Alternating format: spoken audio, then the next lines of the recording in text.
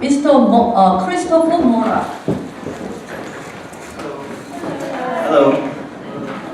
He is the manager of the Korean Tourism Organization, just next door, next building. An organization that has been supportive in providing photographs for Americaners teaching East Asia Korean book. Hello, my name is Christopher. I work with Korean Tourism Organization, and so today I'm going to go over a few of the highlights of Korean tourism. Has anyone been to Korea before? Okay. Oh, wow, really? A lot of people. Okay. Feel free to interject with some of your experiences, or if I may ask, what was your experience in Korea like? Amazing. What was your favorite part? Street bugs. I'm sorry? Street bugs. Street bugs. Ah, gotcha. Okay. One take. Okay, so let me start. If you have any questions, feel free to ask. This thing's not working. Did you turn it up? Is it on? Yes.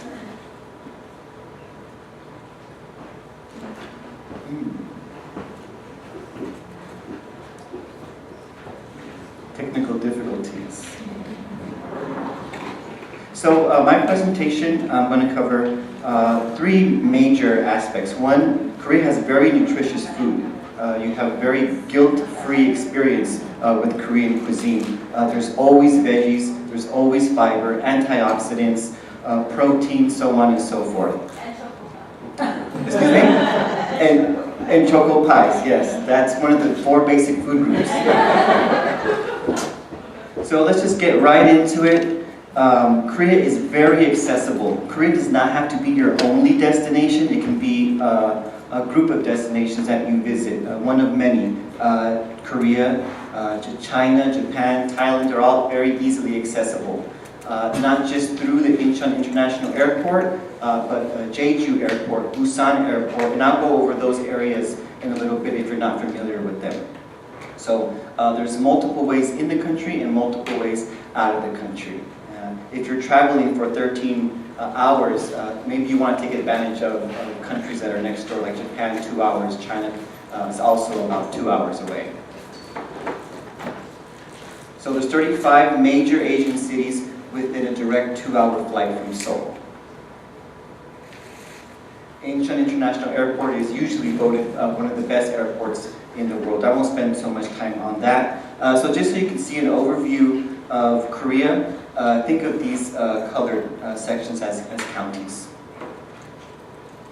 So let me show you the high-speed train system. Okay, so let me put that over. So here we have Seoul. Korea is very well connected within the country through the high-speed train. And if you're just staying in Seoul, then you have the subway system in Seoul, which is just amazing. So I noticed some of you are from different parts of the U.S.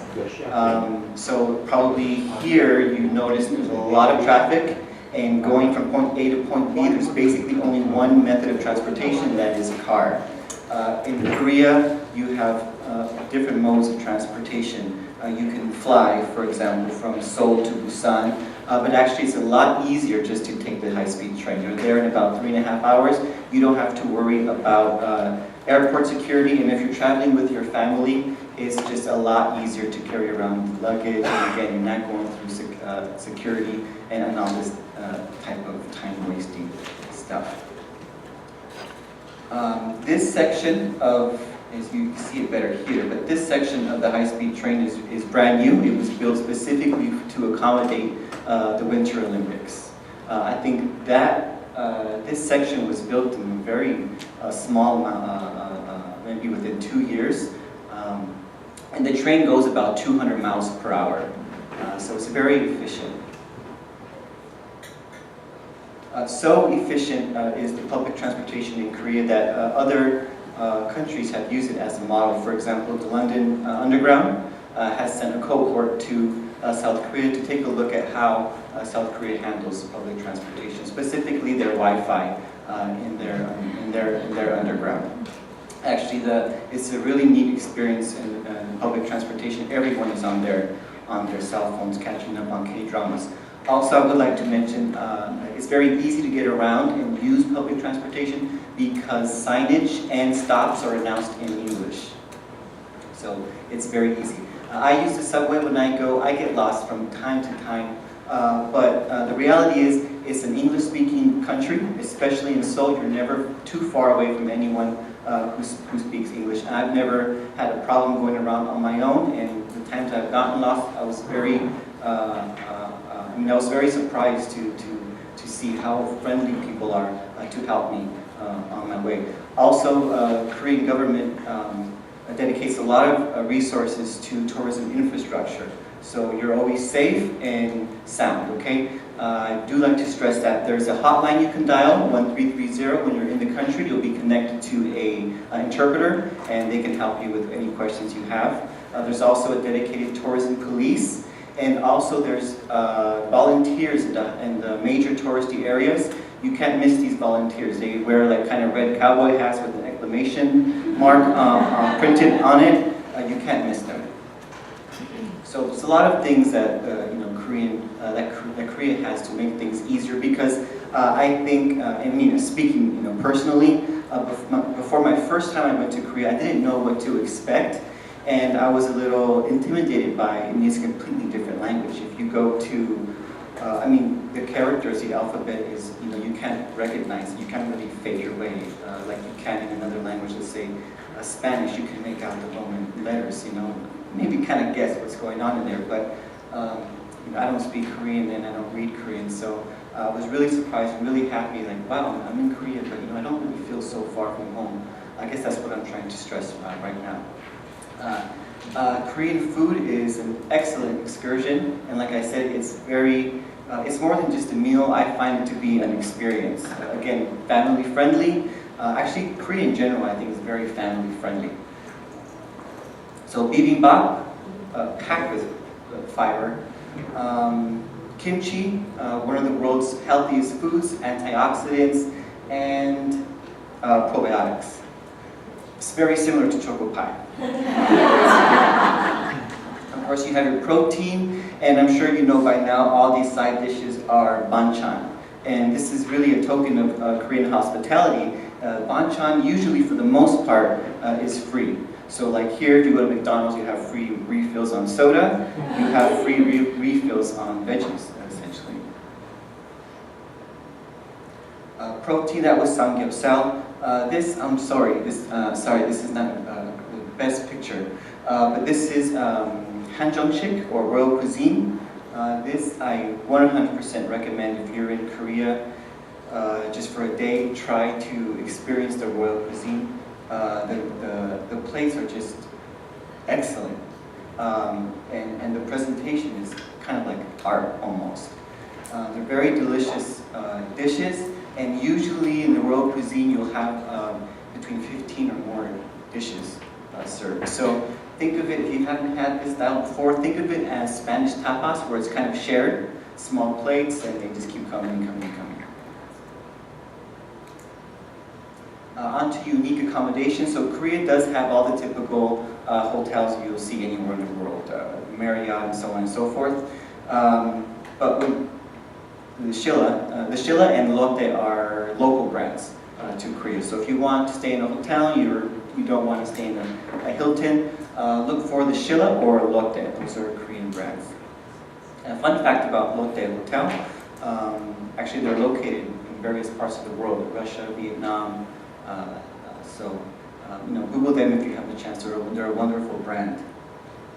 This is their newest property. This is a Signia of Seoul. This is the world's 5th largest building. It was opened sometime last April. And then onto the fun types of accommodation. This is a temple stay. It's literally that. You stay overnight in a temple, you follow the monk, you meditate, you bow 108 times, you wake up at 5 in the morning for a drum ceremony. Very, very fun stuff. Again, really good for the family. The highlight here is the meditation. You don't have to do 108 bows, and bows aren't just like this. Okay, that's what I thought. 108 times like this? Yeah, no problem. No. You get on the floor, and then you do some things on the floor. You get up, and and then you do that, and that completes one bow. It's tiring. And then while you're on the floor, you have to thread a needle through a bead. And then at the end, you're left with a very rewarding token or souvenir. It was a kind of like a necklace. It's tough. After like it's 50, you're like trembling in there. But it was a lot of fun, and I really recommend it. Next, I would say that is really hands-on and a bit strenuous, but not overly strenuous. But if you want a level down where it's not so waking up at 5 in the morning, if you need something just to relax, I would recommend a hanok stay. So that is accommodation in a typical or traditional Korean house, hanok, H-A-N-O-K. And so they're set up like this, as you see here, but remodeled, of course, with modern amenities, running water, and these types of things. So it's very much like a hotel, but they're smaller properties. Maybe each property has about 5 or 10 different rooms. And there's also like arts and crafts, wedding ceremonies, tea ceremonies. So it's a better value, I think, than a hotel. And again, if you're traveling with your family, it's a lot of fun. And different than just staying in a hotel. Different atmosphere. So as far as activities, I'm going to show you a few videos. They're about a minute and a half long. Is that cheating? No.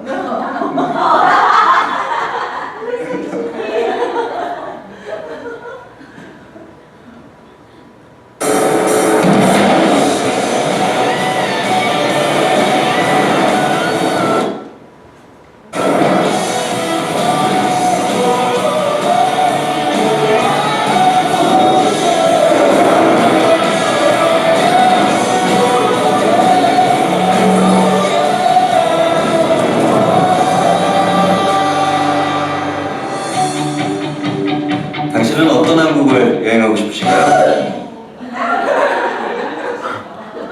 K-pop band? Yeah, this one.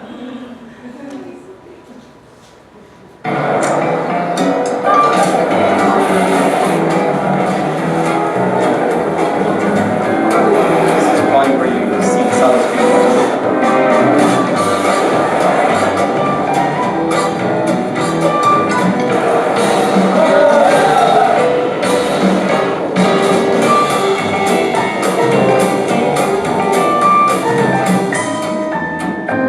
당신은 어떤 한국을 여행하고 싶으신가요? There's 3 more, 2 more after this one.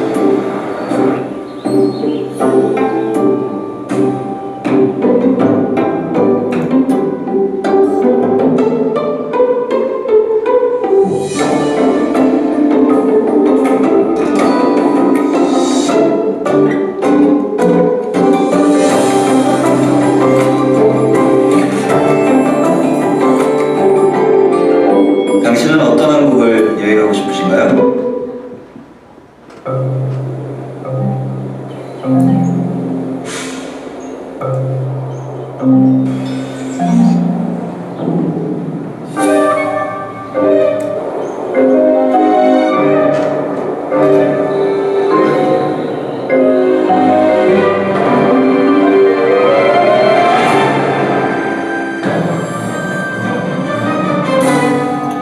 당신은 어떤 한국을 여행하고 싶으신가요?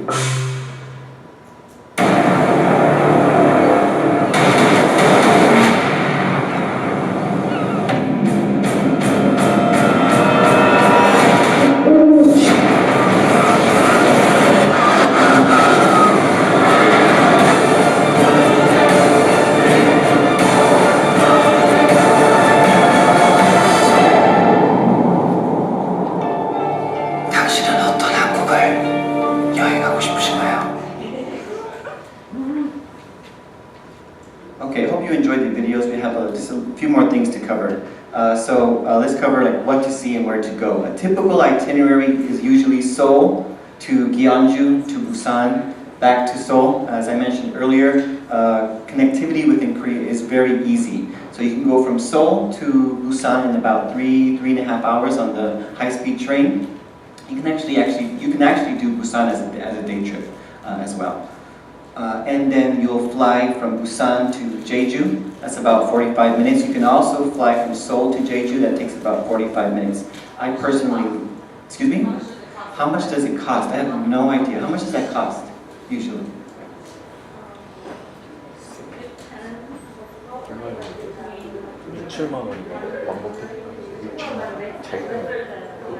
Okay. Yeah.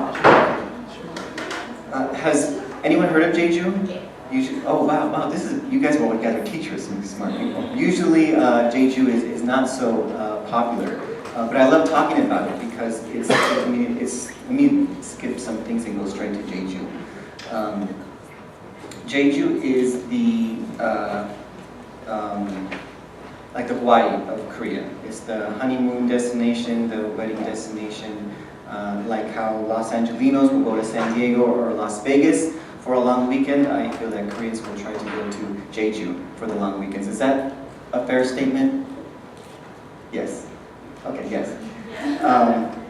There's so much to see here. It's a lot of soft adventure, hiking. There's one of the world's longest lava tubes. And there's these people here, the Jeju female divers. They are an extraordinary group. I would love to talk about them at length, but I would recommend a quick Google search on Jeju female divers. There's a museum, and this is the last generation because their kids don't want to continue diving into the ocean with minimal equipment to get shellfish. They want to work with Fort algae and so on and so forth. So I think the oldest one is maybe between 70 and 80, and I consider this a dying art because they have so much history in Jeju. It's really different than mainland Korea. Females, I would say, were the breadwinners for Jeju, decision makers for households. So I'm going to conclude my presentation on the female divers, the Jeju female divers, and I encourage you to research them to learn more. Okay? Any questions? I would love to have at least one question. Yes? Can you fly directly to Jeju from US? You can. For that, you have to go to Seoul and then from Seoul, or Incheon, and then from Incheon to Jeju. But from Jeju, you can go to Japan, China, maybe Thailand as well. Yeah, see, that's the beauty of Korea. That's very versatile. You don't have to fly in unless you're flying back home. You don't have to fly out of Seoul. So you can go from Seoul, work your way down to Busan, and go on to another destination, or continue on to Jeju and then go on to another destination. Okay? Yes. Do you have any pamphlets? Yes, we have a table somewhere out there. Yes, we do. And someone else had it? Yes. So just for the cost, it's like 50 to 100 if you take the cheaper airlines like Jin Air or Peach. But if you want to take like Korean Air or Asiana, it can be like 150, 200. And if you want to fly out to Jeju, you should probably fly out from Kimpo Airport and not Incheon because Kimpo is in Seoul, like near Seoul, while Incheon like further out. And you also want to worry about transportation to go to Jeju because it's actually bigger than you think, and you have to get around by car basically. So you can end up being about that before you go. Yes, excellent points. Thank you. From Kimpo Airport to Jeju, you don't have to make a reservation. You just go to Kimpo Airport. It's so awesome. Yeah, it's really an incredible experience. If you have a chance to stop by, I recommend. Okay, one more question, yes? How do we do what we're doing this week in Korea? That's a good question. Who do we ask? Well, how do we, do what we're doing now in Korea? How do we, like, same time next year there? All next year. So, For the Koreans, they have an overseas trade foundation where the Koreans from all over the country or the world come and do like a 5-day conference, and basically it's all free. You just pay half your ticket and you do amazing things all day long. So that's the Koreans Overseas Trade Foundation. Okay. All right, great. Well, thank you so much for your attention. I hope you enjoyed the presentation. I certainly enjoyed what are they called? The poems? Jesus. You guys are really, really creative people, so thank you.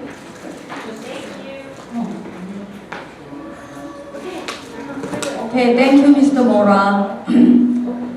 Tomorrow, we will have 직지 workshop.